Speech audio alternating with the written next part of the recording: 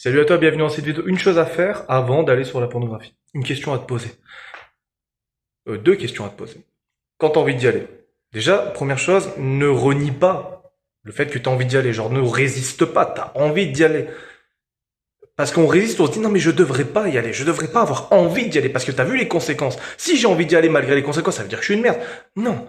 Il y a des gens qui vont conduire vite en voiture, pour autant ils ne vont pas forcément aimer l'éventuelle conséquence d'avoir un accident. Moi, quand je faisais du skate quand j'étais jeune, j'adorais faire du skate, et pourtant je détestais tomber. Et putain que ça arrivait tout le temps. Donc je peux aimer une activité malgré les conséquences. Première chose, ne résiste pas, tu aimes ça, c'est ok. Maintenant, deuxième chose, je me pose la question, qu'est-ce que je pense que je vais, qu'est-ce que je cherche? Qu'est-ce que je cherche en fait? Pourquoi est-ce que je veux y aller? Ok, peut-être que je veux y aller parce que je pense que ça va m'apporter une certaine connexion, une certaine intimité ou je ne sais quoi. Je pense que ça va me libérer du stress. Je pense que ça va me faire oublier mes tracas au quotidien. Ok.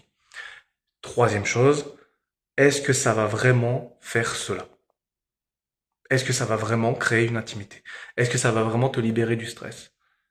Est-ce que ça va vraiment euh, résoudre, entre guillemets, tes tracas quotidiens?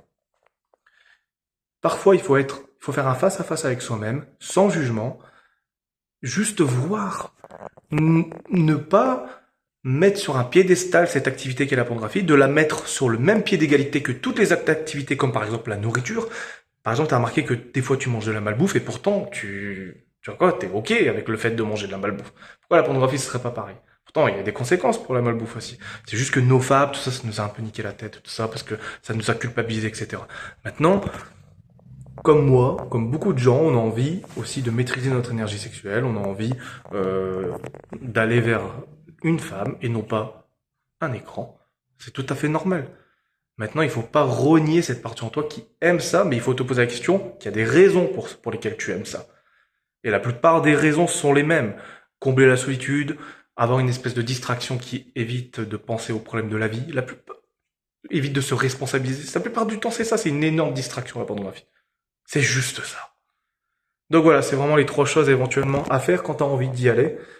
Et puis avec ça, tu peux te dire qu'est-ce que je peux faire? J'ai trois choix. Parce que tu as le choix. Je peux y aller. Je peux décider d'ajuster ma consommation. C'est-à-dire d'y aller, au lieu d'y aller une heure, je vais aller peut-être 10 minutes. Ou je peux m'abstenir. Et si jamais je m'abstiens, est-ce que j'ai une option qui me va? Est-ce que ça me va de ne pas y aller là? Et je t'assure que c'est beaucoup plus simple de faire ce choix-là quand tu n'associes pas des pouvoirs à la pornographie. C'est quasiment impossible de faire ce genre de choix si tu associes des pouvoirs à la pornographie. Moi, je le sais, parce qu'hier, j'y suis allé sur la pornographie, je me suis stoppé à un moment donné, parce que je me suis dit, putain, si j'éjacule là, demain, je vais être claqué à 5 heures du matin. Et là, aujourd'hui, pas une seule fois, enfin, pas une seule fois, j'ai eu envie d'y aller, j'ai eu la pensée tout à l'heure, mais c'était beaucoup plus simple de désamorcer le truc, parce qu'il n'y a pas cette attache, il n'y a pas ce truc sur un piédestal dont j'ai mis la pornographie sur ça, tu vois. Tant que t'as pas fait ça, c'est mort. C'est normal, si tu crois que quelque chose a le pouvoir, toi tu n'as plus le pouvoir à ce moment-là, donc la chose est plus forte que toi, la chose prend entre guillemets ses décisions. Non, c'est pas comme ça. C'est inanimé. C'est comme une chaise. C'est toi qui lui donnes même le nom de la chaise. C'est toi qui lui donnes je sais pas, tu lui donnes ça peut être la chaise de ta grand-mère, elle a quelque chose d'émotionnel, tu vois, mais c'est juste une putain de chaise. En fait, il y a rien. Même le mot chaise ne devrait pas exister. C'est nous, c'est mental, tout ça. C'est la même chose avec la pornographie. C'est la même chose avec les différents thèmes que tu aimes dans la pornographie. Il y a des gens pour qui, peut-être que tu aimes bien certains trucs que moi je déteste dans la pornographie. Moi, par exemple, les trucs de la pornographie que j'aimais bien, c'est toujours les actrices qui regardaient la caméra.